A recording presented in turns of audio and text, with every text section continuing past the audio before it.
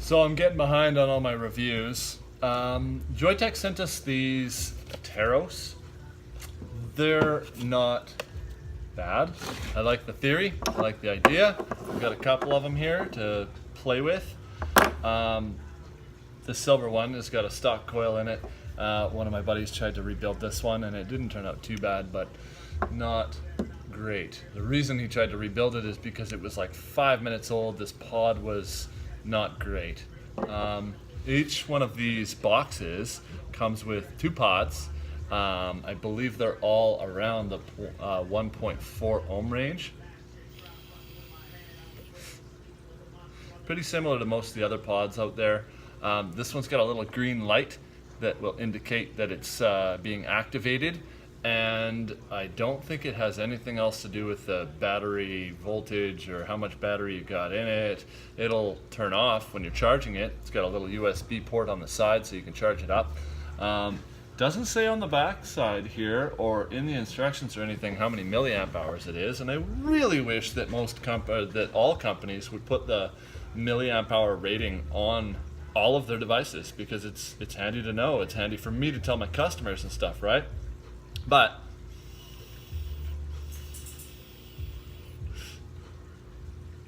it's kind of what you would expect from a pod system. Pulls out like so, holds a decent amount of juice. One of the other complaints that I've had with some of the people that have tried this guy and stuff, along with a lot of the other pod systems, is it's got this little flap, and that's it. You put your juice bottle or your e-liquid bottle in that little tiny hole there, and you try and fill it up. Now, if you overfill it, it'll just start shooting juice out of the airflow, which is on the bottom side of this little pod, or it'll just airlock and you won't be able to get any juice in there, and it'll start spilling back over this hole and stuff. So you need to have some sort of breather. So if they made this little rubber flap contain 2 holes, then you could pop it out. It would have 2 little inserts. It would go pop pop, and you would put your juice or your e-liquid bottle into one hole, fill it up, and the air would come out the other side, making a much less messy device. This pod only goes in one way because it's got to line up with the vacuum switch on the bottom. Nice looking little device. Its form factor is great. It's nice and tiny. It's small. I believe the battery life is a little bit better than some of the other devices out there. This one probably follows the same idea as the Ego IO Eco, which is regulated down to 8 watts, and it's pretty nice. Now, the problem that I have with this guy, and like I said, we got 2 for the purposes of review. I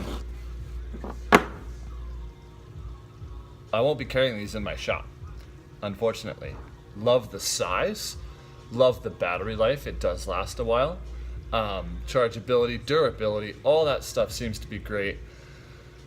But like I said, each one of these devices comes with 2 of these pods, which means I had 4 of them. The first one was great, and I was really excited about it. I used it for probably a whole 30 mil, and then when I had refilled it, it was almost instantly giving me dry hits. Now, before you guys say that I was using something that was too thick, I was using a 50/50 e-liquid. We make it ourselves. I know what was in it. I know that it was a 50/50. So it's nice and thin. Even the stuff that's in here right now, fairly thin. The first pod, decent.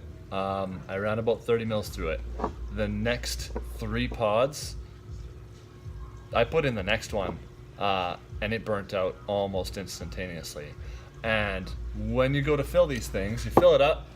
Of course, if you put it on the device and suck on it, it's an automatic draw. It just automatically starts firing. I'm surprised that stands up on its own. Anyways, filled up the other pod, closed up the airflow, kind of just put it in my mouth like this, and pulled some air through it, and I could see a couple of little bubbles, and it looked like it was going well. I let it sit for 15 or 20 minutes because there's no real way to get at the coil to prime up the cotton or whatever it is that they're using for absorbing material in there.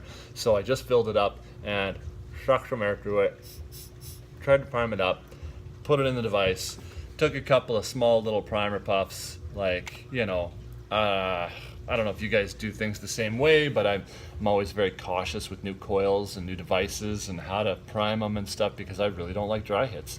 Dry hits are not nice. They hurt your lungs. They hurt me. So when I put it together, after all of that effort, I just kind of do a quick one. A couple little quick ones to try and encourage the juice to get to where it's supposed to be.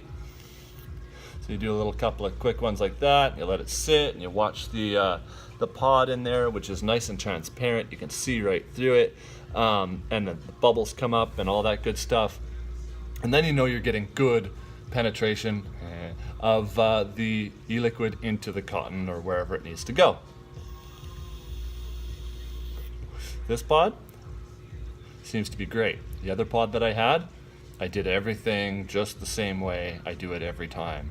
I've learned my lesson the hard way, I don't know how many times, so I'd like to think that I kind of know what I'm doing.